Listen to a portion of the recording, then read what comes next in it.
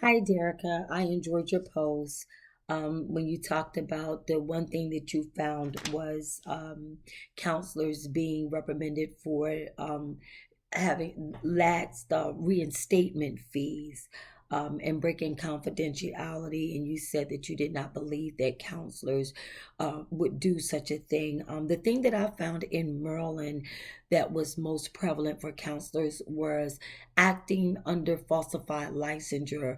And what I mean by that is we had one particular case where a gentleman said that he was a sports psychologist. He was indeed, in fact, a licensed counselor, but he was no psychologist at all. He wasn't a psychologist, and therefore he went to the board, and his license was revoked, was suspended and taken away from him for 2 years.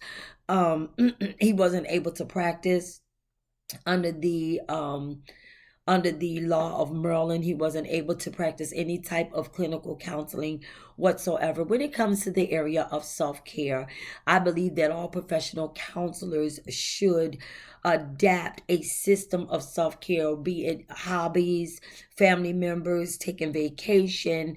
My number one top priority thing would be for every counselor to see a therapist.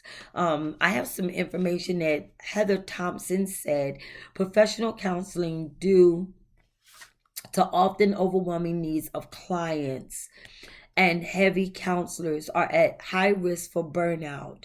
Research indicates that burnout among mental health practitioners is a common phenomenon.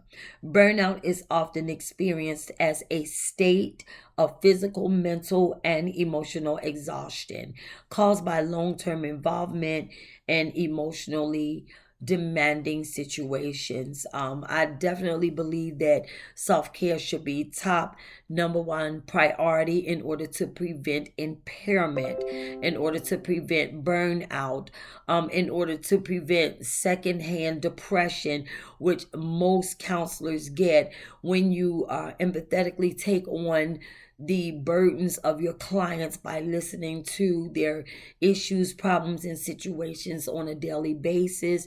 Counselors are inapt to take on these burdens and experience secondhand depression. And at that time, a counselor can become impaired.